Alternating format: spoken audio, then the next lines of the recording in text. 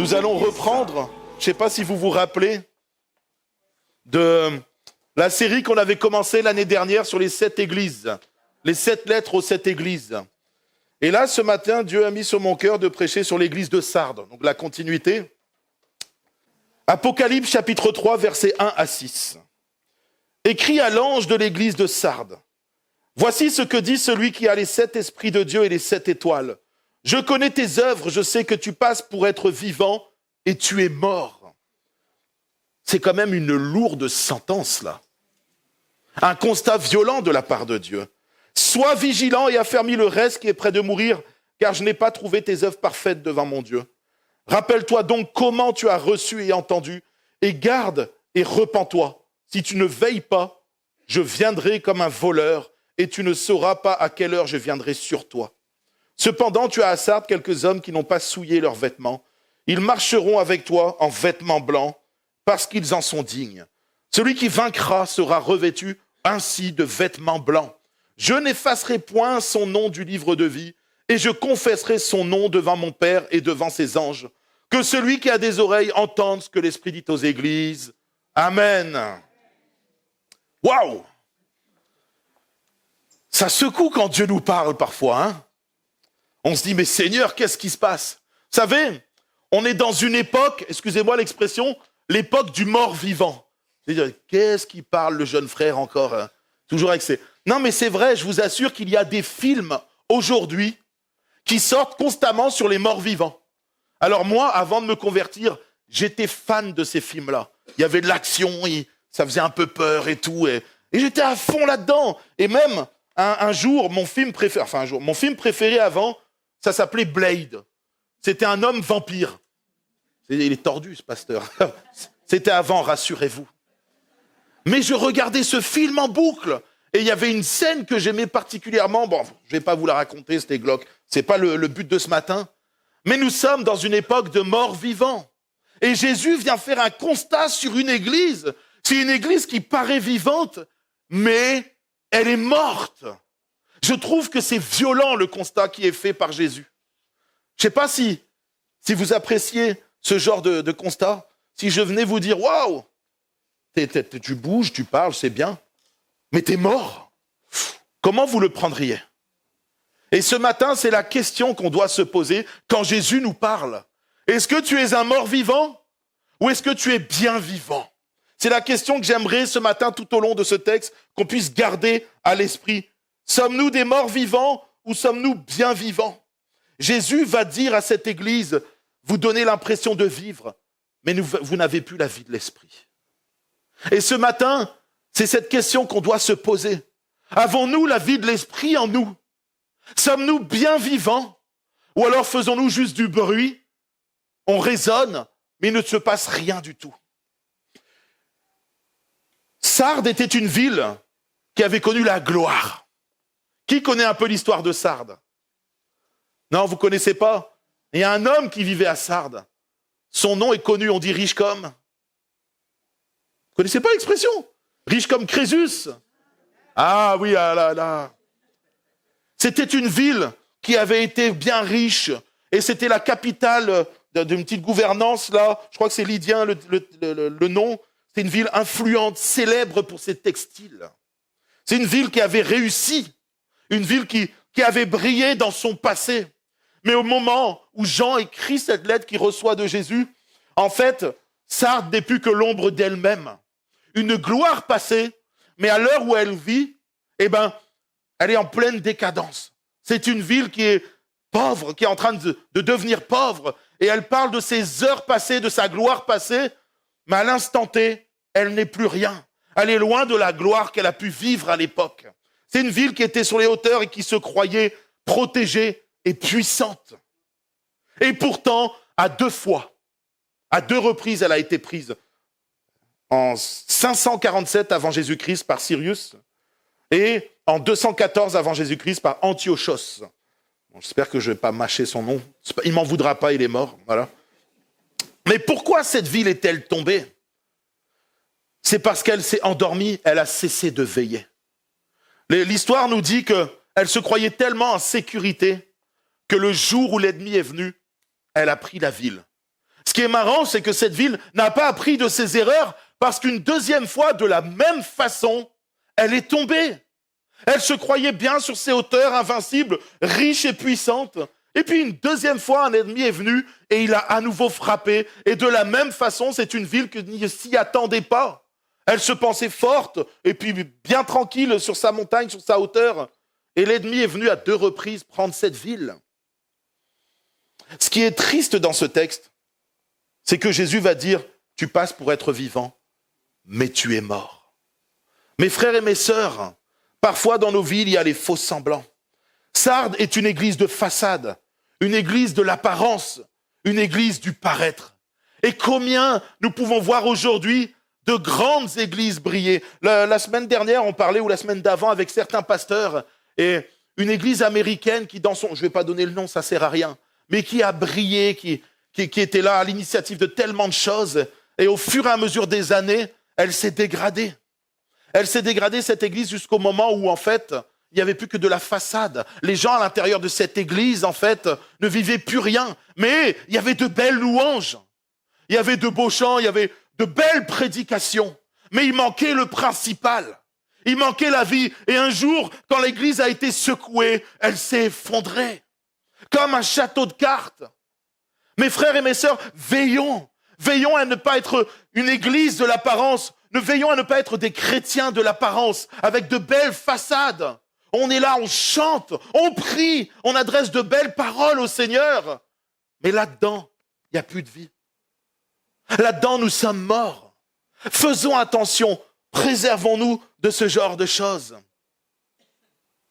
Tu te fais passer pour vivant, mais tu es mort spirituellement, bien sûr. Tu peux te faire passer pour riche sans l'être. On verra dans 2 églises, parce que la prochaine c'est Philadelphia, la belle église. Et ensuite, il y aura Laodicée qui se croit riche, et pourtant qui est pauvre. Certains se font passer pour malades, alors qu'ils sont en bonne santé. Je lisais la semaine dernière, dans un journal, qu'il y avait un homme qui s'était fait passer malade pour au moins une trentaine d'années, une quarantaine d'années, enfin, une trentaine d'années peut-être. Et en fait, il touchait des aides de l'État. Puis un jour, il y a eu un problème, il est sorti de son fauteuil en courant. Alors on croit au miracle. Mais pas ce genre de miracle. Ça, c'est une supercherie. Il en est pareil parfois pour certains d'entre nous et pour certaines églises.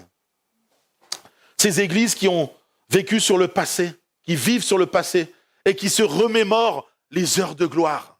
Vous savez, souvent, ça m'arrivait de parler avec un homme et il faisait que dire « à l'époque d'une autre église ». À l'époque, il y avait telle et telle chose, et il vivait sur les choses du passé. Et je l'entendais parler, et c'était merveilleux. Vraiment, je vous assure, hein, ça fait du bien de parler avec lui, parce qu'il nous parle de choses qui se sont passées, de miracles, de guérisons et tout ça. Et c'est systématique. Il dit, j'ai connu un homme là-bas, et j'ai connu un autre homme ici, et j'ai connu un homme là-bas.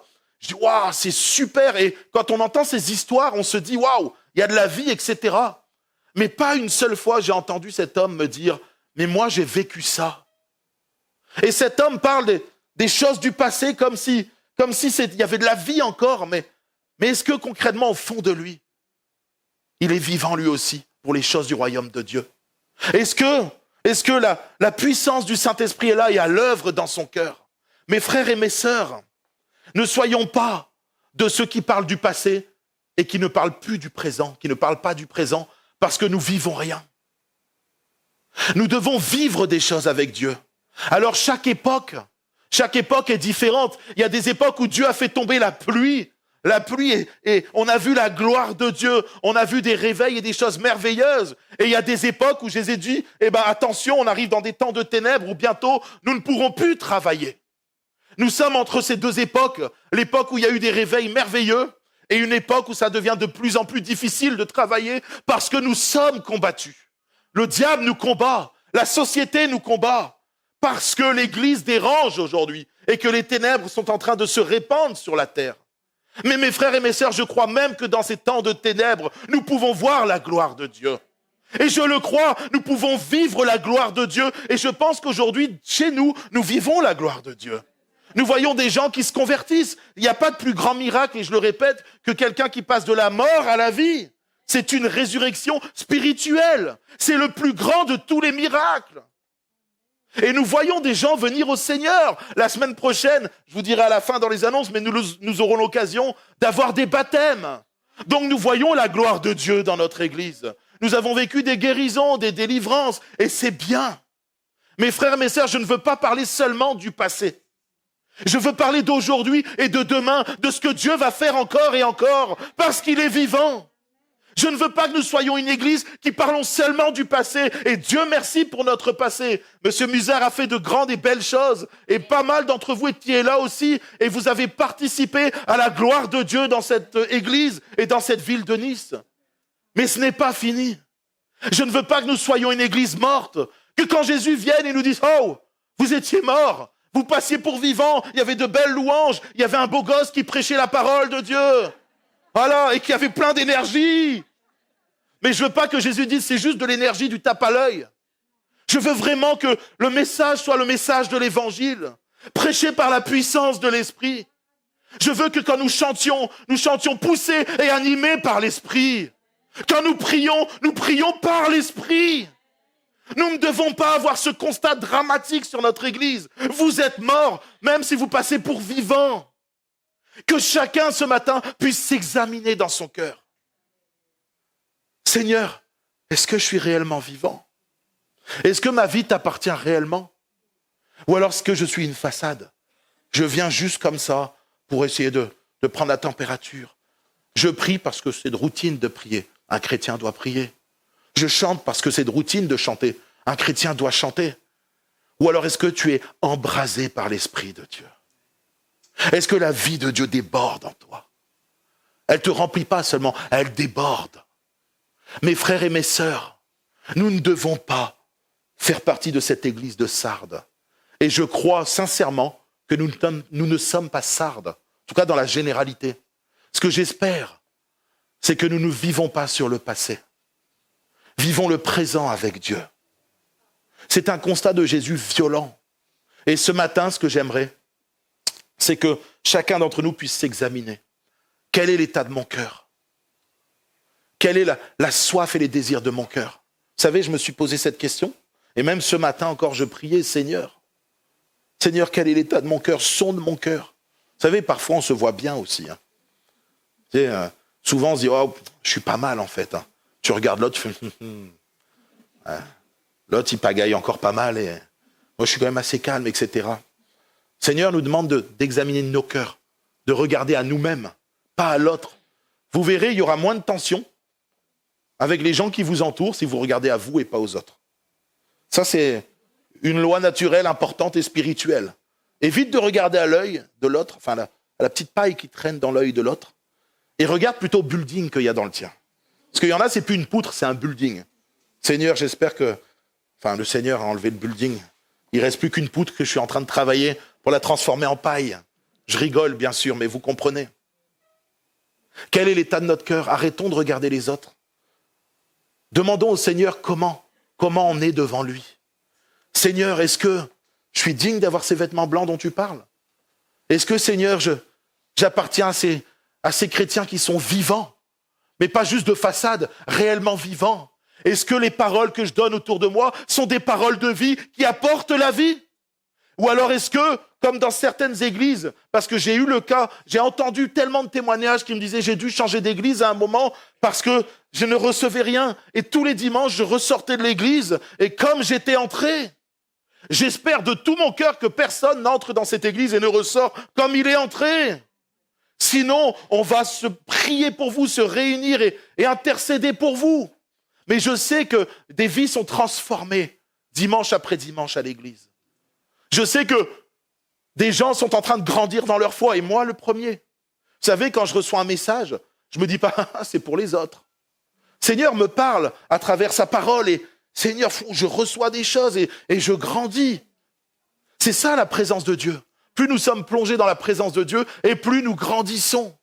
Oh, quelle joie immense j'ai de pouvoir avoir cette opportunité de pouvoir étudier la parole de Dieu. Si je pouvais, je le ferais encore plus. Il faudrait un peu plus de temps. Mais Seigneur, donne-moi le temps nécessaire pour me plonger dans ta parole, encore et encore, pour en comprendre toutes les subtilités, pour que tu puisses travailler mon cœur, pas avoir seulement de la connaissance, mais que mon cœur soit transformé et façonné à l'image de Christ. Parce que c'est bien de connaître la Bible. On peut aller faire des études, on peut en faire. Et d'ailleurs, à partir du mois de janvier, on va commencer des études spécifiques. Je sais que beaucoup dans l'Église m'ont demandé, et c'est vrai que j'aime faire des études. Je trouve que c'est vraiment bien.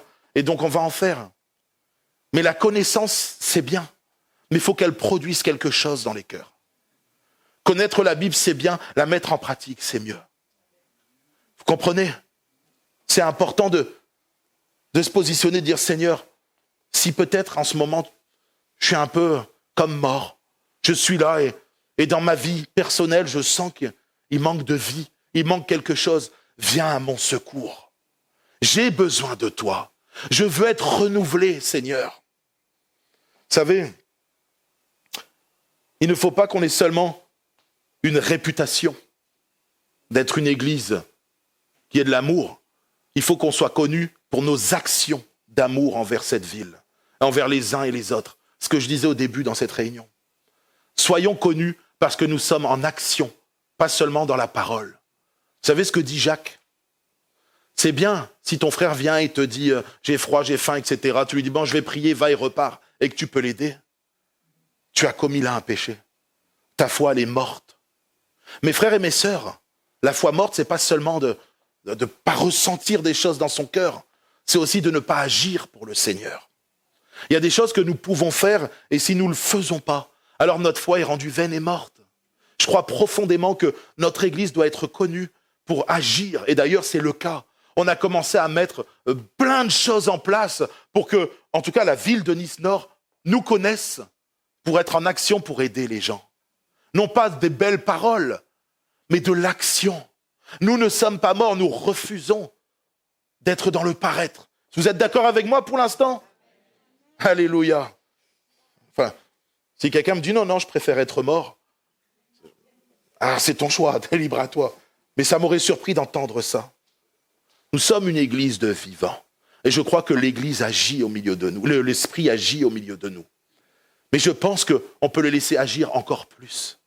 Vous savez, dans ce texte, Jésus va dire « sois vigilant ».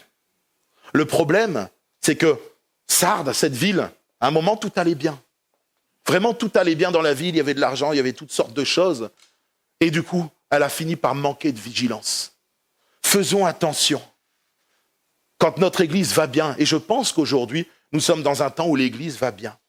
On voit que l'Église avance, elle grandit, il se passe plein de belles choses. Mais soyons vigilants. Ne faisons pas comme cette Église de Sardes, qui a manqué de vigilance et qui s'est écroulée. Et qui a fini par avoir un cœur vide. Avoir des adorateurs fatigués, des messages édulcorés et des âmes non transformées. Que jamais notre Église soit connue pour son spectacle, mais qu'elle soit connue pour sa profondeur dans les cœurs, sa profondeur dans les messages, sa profondeur dans les actions qui sont mises en place pour aider et bénir les gens, connue dans sa profondeur de l'amour qu'elle a les uns envers les autres. C'est important que nous soyons connus, non pas juste sur les choses de notre passé, mais sur ce que nous faisons aujourd'hui. Je pense que la Bible, à plusieurs reprises, nous dit d'être vigilants. On le voit dans 1 Thessaloniciens. La Bible nous dit que le jour du Seigneur viendra comme un voleur dans la nuit. Jésus, dans ce texte même, nous dit, attention, je vais venir sur toi, contre toi, littéralement. Si tu ne veilles pas, si tu n'es pas vigilant. Vous savez, mes frères et mes sœurs, aujourd'hui, c'est un cri d'alerte pour nous, pour chacun d'entre nous. Soyons vigilants dans nos propres vies. Soyons vigilants dans nos familles. La façon dont nous agissons les uns envers les autres, dont nous nous parlons, la façon dont nous nous comportons peut-être autour de nous. Soyons vigilants dans notre relation avec Dieu. Vous savez, une église vivante, c'est une église qui a une intimité avec Jésus. Il n'y a pas d'autre façon d'être vivant que d'aller à la source. On peut faire tout ce qu'on veut, les meilleurs enseignements, avoir les meilleurs chanteurs des concerts tous les dimanches de louanges. On a l'impression que tout est parfait à la seconde près. Et c'est bien. Je ne dis pas qu'il ne faut pas ça, attention. Tant mieux si on est bon. Mais ce n'est pas le principal. Le principal, c'est Jésus-Christ. Le principal, c'est son esprit agissant en nous et produisant du fruit, transformant nos cœurs. Veillons à ne pas perdre ça. Ne perdons pas l'objectif de vue. Parce que sinon, Jésus nous dit, attention, je vais arriver. Et il y aura un jugement contre toi. Seigneur mon Dieu, garde-nous de nous détourner. Il ne faut pas confondre, on peut tomber des fois. D'accord? J'aimerais aussi dire que le juste tombe. Et qu'est-ce qui se passe pour le juste quand il tombe? Et il se relève quand? Juste une fois dans sa vie? À chaque fois, toujours. Vous comprenez? Je ne parle pas de quelqu'un qui tombe, il peut se relever, gloire à Dieu. On est là aussi pour s'aider les uns les autres. Soyons vigilants aussi les uns envers les autres. Quand un frère tombe, prenons-lui la main, relevons-le, prenons-le dans les bras et disons, allez, viens, on va prier ensemble, on va revenir vers Jésus et tout va bien se passer pour toi, mon frère ou ma sœur. D'accord? Mais je vous parle d'un état d'esprit. Là où une église qui se détourne et au final devient une église du spectacle. Obligée de trouver des techniques pour attirer les gens à Christ. Obligée de trouver des techniques pour les garder. Moi, je l'ai vu une fois, ça m'a surpris, mais les gens, ils échangeaient sur la façon dont ils allaient faire les choses pour garder les gens à l'église. Moi, je crois profondément que l'amour garde les gens à l'église. Je crois que le principal, c'est l'amour. Et l'amour conduit par l'Esprit de Dieu. C'est important, mes frères et sœurs, que nous veillons à ne pas perdre notre cœur, à ne pas perdre notre relation avec Dieu, parce que c'est le principal. C'est ce qui nous nourrit, c'est ce qui nous fortifie, c'est ce qui nous transforme, la présence de Dieu. On l'a chanté. C'est important qu'on puisse se rendre compte que si nous ne veillons pas, nous finirons comme cette église de Sardes. Une église qui va se détourner et qui parlera de ce qui s'est passé.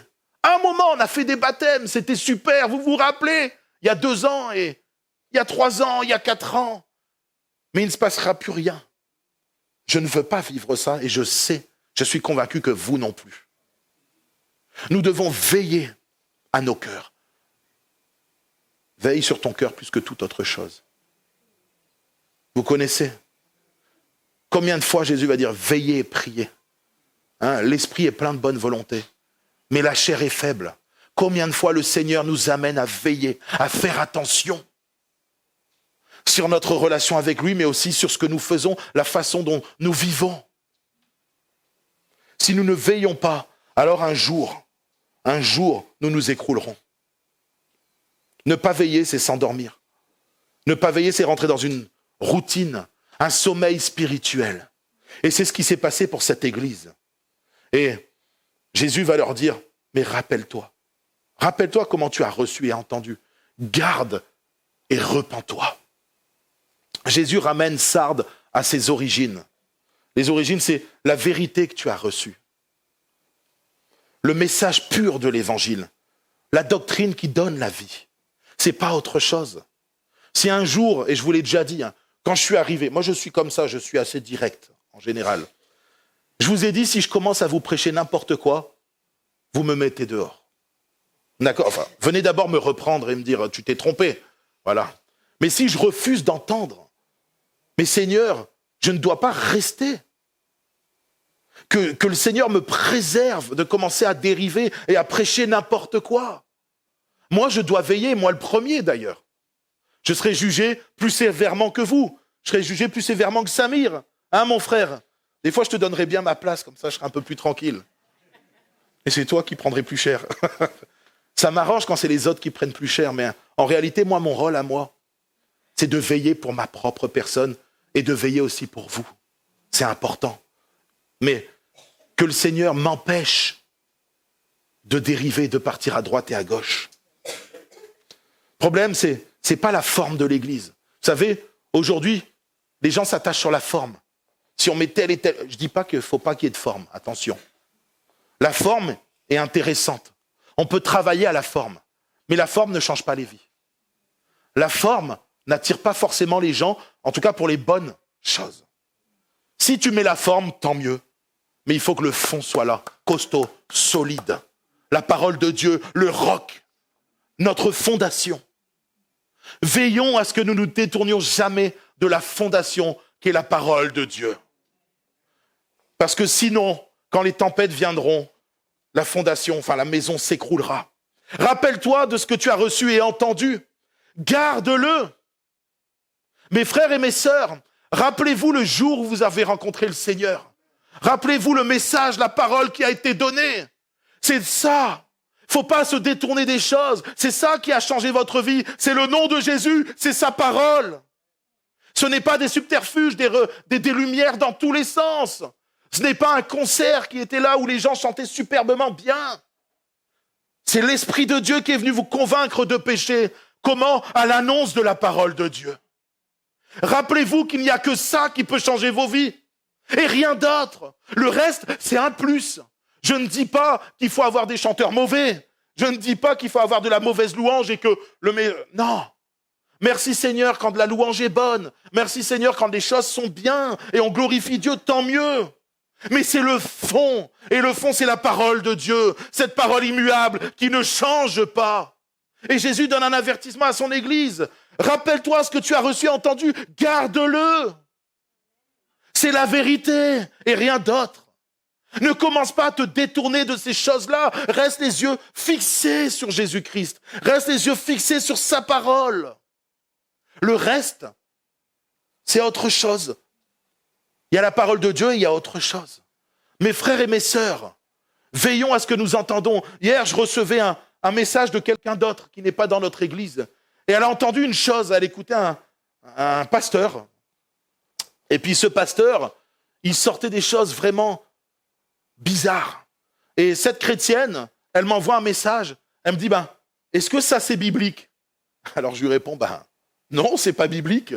Ah bon, parce que ce pasteur a dit telle chose. Je dis, écoute, c'est pas biblique ce qu'il a dit. Moi je te dis juste, en tout cas, reste sur la parole. Et ce qu'il disait pouvait amener à la dérive beaucoup. Ce qui est dommage, c'est qu'aujourd'hui, beaucoup se détournent, beaucoup vont écouter des choses bizarres, des choses étranges et s'attacher à ces choses. Mes frères et mes sœurs, quand vous entendez un message, quand quelque chose est prêché, quand vous entendez un homme prêcher une parole qui vous paraît bizarre, et d'ailleurs peu importe la parole, même la parole de Dieu, allez vérifier ce qui est dit. C'est important, ne croyez pas sur parole, ma parole. D'accord? Croyez sur parole, la parole de Dieu. Vous devez sonder les Écritures.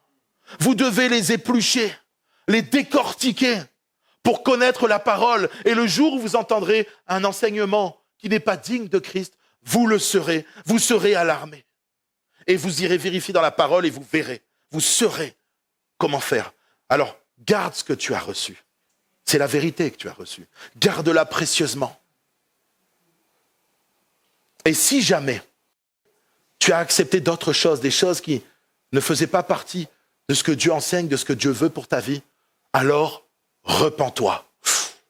Waouh! Pour certains, ce mot, c'est un gros mot.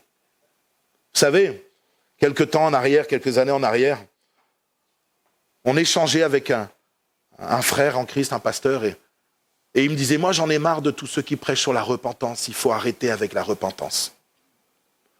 Alors je lui ai dit, et je vous le redis à vous ce matin, Jésus, la première chose qu'il a fait, il dit, repentez-vous, car le royaume des cieux est proche. Il est venu et il a prêché la repentance.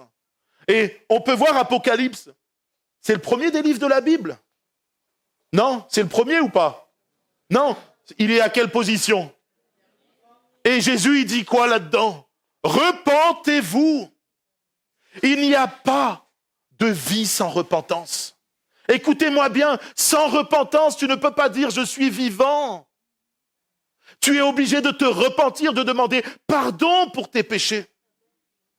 La repentance est quelque chose qui amène à la vie, c'est quelque chose de beau et de bon. Jésus l'a prêché et les pasteurs doivent le prêcher. Nous devons nous repentir de nos péchés, de nos mauvaises voies, si nous voulons garder cette vie et cette vie en abondance que Jésus veut nous donner. La repentance est le moyen qui mène à la vie. Je le disais hier aux jeunes baptisés. La repentance, c'est pas seulement demander pardon pour ses péchés. C'est le regret amer d'une vie passée qui nous amène à demander pardon pour nos péchés. Et cette repentance va nous amener à la conversion. Cette repentance, elle est bonne. Pourquoi? C'est pas de dire « Ah, t'es un mauvais ». C'est pas ça la repentance. Ça n'a pas pour but de dire « T'es mauvais ». C'est de dire « Tu es pécheur. Tu es lié par le péché. Et au-dessus de toi, il y a une mort éternelle. Mais Jésus a une bonne nouvelle. Il est venu te délivrer de ton péché. Et si tu te repens, si tu demandes pardon pour tes péchés, Jésus va te remplir de son amour. Jésus va te transformer. Il va mettre la joie là où il y avait la tristesse. C'est ça la repentance. Et la repentance te pousse à la conversion, à changer de voie, à faire demi-tour. Avant, tu allais droit dans une voie que tu avais choisie. Et cette voie, c'était la mort éternelle, l'enfer. Mais grâce à la repentance qui te pousse à la conversion, tu as changé de chemin, tu as changé de voie pour aller rejoindre le chemin de l'éternité. Mes frères et mes sœurs, la repentance est quelque chose de bon. Ce n'est pas un gros mot. Certains pensent que c'est dur de prêcher sur la repentance. Non. Au contraire, c'est une marque et une preuve d'amour. Parce que Jésus nous aimait, il a prêché la repentance pour que nous puissions l'accepter comme Sauveur et Seigneur. Sans repentance, il n'y a pas de vie. Vous savez, Jésus l'a prêché à son arrivée, et à l'Apocalypse, il le fait encore. Mais on voit, qu'est-ce qui se passe à la Pentecôte? Repentez-vous et vous recevrez le don du Saint-Esprit. Voilà ce que Pierre prêche. Repentez-vous, ça c'est le message de l'Évangile. Repens-toi, accepte Jésus comme Sauveur et Seigneur. Parce que son amour, il est aussi pour celui qui le veut, qui le désire profondément. Son amour a bouleversé combien de millions et de milliards de vies au fur et à mesure des siècles. Mes frères et mes sœurs, une église qui ne prêche plus la repentance, c'est une église qui prêche la grâce sans transformation, qui prêche le salut sans renoncement, qui produit des croyants qui pensent être vivants, mais qui au final sont morts. Et ça devient une église morte. Veillons à ne pas tomber dans ce genre d'église. Je les appelle l'église de l'ultra-grâce. Nous sommes une église de la grâce. Nous prêchons la grâce. Mais l'ultra-grâce, c'est pas biblique. Ce que j'aime dans cette église, c'est quand même que Jésus va dire, tu as quelques personnes. Tu as quelques personnes qui n'ont pas souillé leurs vêtements. Merci Seigneur, dans l'époque où nous vivons, une époque où nous voyons progressivement les églises s'éteindre et partir dans toutes sortes de choses. Et il y a encore de très bonnes églises aujourd'hui. Il y a encore de très bons frères, de très bonnes sœurs, de très bons pasteurs. C'est pas parce que sur Internet on a vu une église que toutes les églises sont mauvaises. Merci mon Dieu, je connais tellement de bons frères qui prêchent la parole dans la vérité. Et je remercie Dieu pour ça. Sardes était une église célèbre pour sa fabrication de vêtements. Vous vous rendez compte?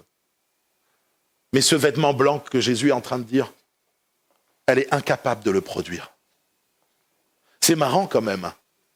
Parfois, on a des églises remplies de grands chanteurs, vous savez, avec des voix. Ouah, c'est des professionnels carrément, tu vois.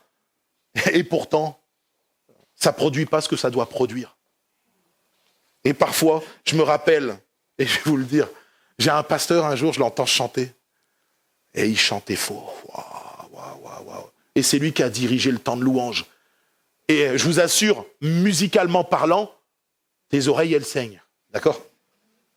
Mais il y avait quelque chose qui se produisait. Waouh! Une onction! Et il chantait faux. Mais waouh! Et l'église s'est mise à adorer le Seigneur. Et je me suis dit, c'est pas possible quand même! Moi qui à la base ai une petite source musicos, j'ai fait un peu de saxophone de l'école de musique, je me suis dit, c'est là où on voit la grâce de Dieu. C'est bien quand il y a de la qualité, mais c'est mieux quand il y a l'esprit. Vous comprenez? Soyons vigilants, mes frères et mes sœurs. Portons du fruit. Soyons dignes de porter ces vêtements blancs. D'ailleurs, le seul moyen d'être digne, c'est à travers Jésus-Christ. C'est ceux qui se sont repentis, qui sont dignes de porter ces vêtements blancs. Le vêtement blanc qui représente la sainteté. Dans Ésaïe, on trouve ça, vos péchés sont rouges comme le cramoisi, et ils deviendront blancs comme la neige. Gloire à Dieu. C'est ça la grâce. On méritait de rester dans notre souillure avec nos vêtements sales, mais Jésus a décidé de venir et de transformer nos vêtements en vêtements blancs. Il n'y a que Jésus qui peut faire ça. Il n'y a que son amour, sa grâce qui peut le faire. Jésus, après avoir dit tout ce qui n'allait pas dans l'église, et c'est ça que j'aime, c'est que Jésus va nous dire, soyez des vainqueurs. Et ce matin, nous pouvons être des vainqueurs. À celui qui vaincra, il recevra. Vous connaissez cette phrase dans les 7 églises. Et ce matin, Jésus désire faire de nous une église de vainqueurs. Une église de ceux qui ne cherchent pas que à être des spectateurs, mais des acteurs. Nous sommes tous des acteurs. Ah, attention, pas des acteurs qui font de la façade, mais acteurs dans l'église. Nous sommes en action par des paroles, par nos prières, par notre service, par notre vie de consécration, peu importe la façon dont nous servons le Seigneur, que ce soit à l'église ou en dehors de l'église. Hier, je disais aux jeunes, vous n'êtes pas obligés forcément de servir dans l'église. Il y en a qui ont un service hors de l'église. Et je l'ai déjà vu. Mais nous devons être en action. J'aime pas dire des acteurs, sinon on va croire qu'il faut faire semblant. Nous devons être en action pour le Seigneur. Et c'est important de voir où en sommes-nous avec notre foi. Le Seigneur dit, je veux faire de vous des vainqueurs. À celui qui vaincra. C'est-à-dire que tu dois quand même te mettre en action pour vaincre. Dieu veut que tu sois un vainqueur. Et il va faire de toi un vainqueur, mais tu dois faire le premier pas. C'est important de croire que en faisant ce que Dieu te demande, il fera de toi un vainqueur. Il fera de toi celui qui a reçu la couronne à la fin. Vous savez, il est dit au vainqueur, je n'effacerai pas son nom. Je trouve ça magnifique. Ça veut dire que Jésus a écrit notre nom dans le livre de vie. Vous croyez que Jésus a écrit votre nom dans le livre de vie? Il faut le croire. Si tu as des doutes, viens me voir à la fin, on parlera. Je prierai pour toi, mon frère, tu repartiras boosté. Voilà. Mais crois-moi, si tu marches selon Dieu, ton nom est écrit dans le livre de vie. Et c'est important que tu ne sois pas endormi. C'est important que tu ne sois pas morte, mais que tu sois bien vivant pour que ton nom soit écrit dans le livre de vie. Vous savez, c'est important, dans l'Ancien Testament, on trouve déjà ça. Dans Exode 32, 33, « J'effacerai de mon livre celui qui a péché contre moi. » Vous vous rendez compte que certains pensent qu'on peut, une fois qu'on a accepté Jésus, on ne peut plus perdre le salut. Moi, quand je lis des choses, ça me paraît assez clair quand même. Celui qui vainc, j'effacerai pas son nom. Donc c'est des choses qui sont claires. Là, dans Exode, il dit, j'effacerai de mon livre celui qui a péché contre moi. À moins que Jésus ait plusieurs livres, vous savez. Il a une collection de livres, il a une bibliothèque, mais ce n'est pas le cas. Là, on parle de la vie éternelle. Mes frères et mes sœurs, nous pouvons être des vainqueurs. Et j'espère que dans cette église, nous sommes une église de vainqueurs. Une église qui marche selon les principes de Dieu. Une église qui marche selon la parole de Dieu. Une église qui marche remplie de l'Esprit de Dieu. Une église remplie de son amour. Et une église transformée, renouvelée par la gloire de Dieu. J'aimerais tout simplement maintenant qu'on puisse baisser nos têtes.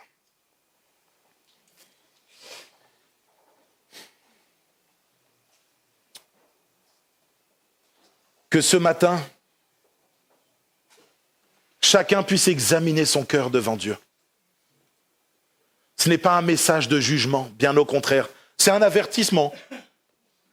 Si tu marches selon les principes de Dieu, c'est très bien, gloire à Dieu. Il n'y a pas de souci et c'est juste un rappel et ça ne changera pas grand-chose à ta vie.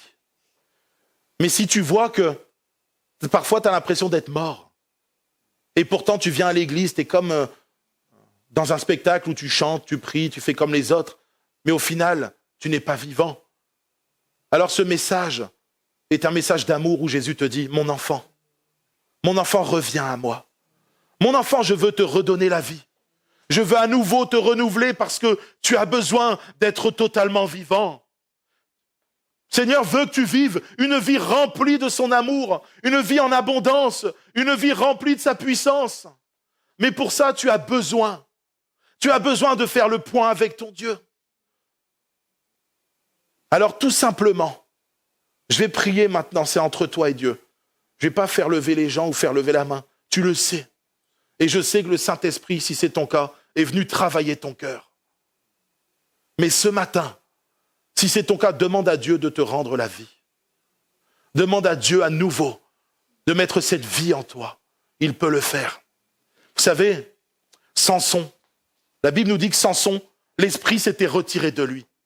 Et à la fin, quand il est retourné vers Dieu, il a crié à Dieu. Seigneur, donne-moi à nouveau. Seigneur, viens à nouveau. Remplis ma vie à nouveau. L'Esprit est revenu et a redonné la force à Samson et il a pu accomplir la mission qu'il devait faire. Il était venu pour une mission et parce qu'il avait désobéi, il s'était écarté de Dieu. Il n'a pas pu mener sa mission à bien. Mais c'est là où on voit tout l'amour de Dieu. Quand tu te repens, quand tu reviens à lui, dans son immense amour, il te bénit à nouveau. Et c'est le Seigneur ce matin veut te bénir à nouveau. Peut-être toi qui t'es arrêté en cours de route. Peut-être toi qui as arrêté la marche en chemin. Le Seigneur te dit ce matin, mon enfant, je t'aime. Reprends la marche avec moi. Laisse-moi te remplir à nouveau. Et tu verras, tu reprendras cette route remplie de l'Esprit. Alors ce matin, je vais tout simplement prier pour toi, mon frère, ma sœur, afin que le Seigneur tombe sur ta vie, comme il l'a fait avec Samson, à nouveau.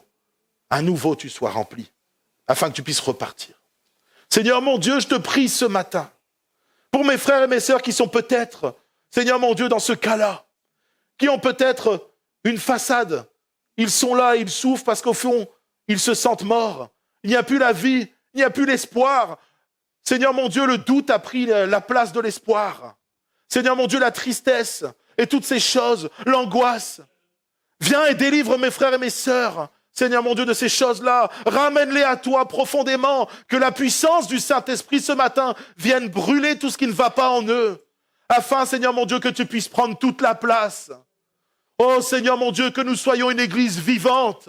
Viens nous renouveler, Seigneur mon Dieu. Viens à nouveau souffler sur cette église, afin que, Seigneur mon Dieu, semaine après semaine, nous vivions pour ta gloire, Jésus. Nous demandons, Seigneur mon Dieu, à ce que nous puissions être une église remplie d'amour. Remplis-nous plus de ton amour. Oh Seigneur, nous voulons aimer comme toi tu as aimé. Oh Seigneur Jésus, nous avons besoin de toi.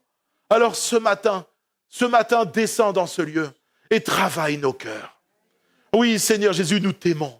Oui, nous voulons être bien vivants.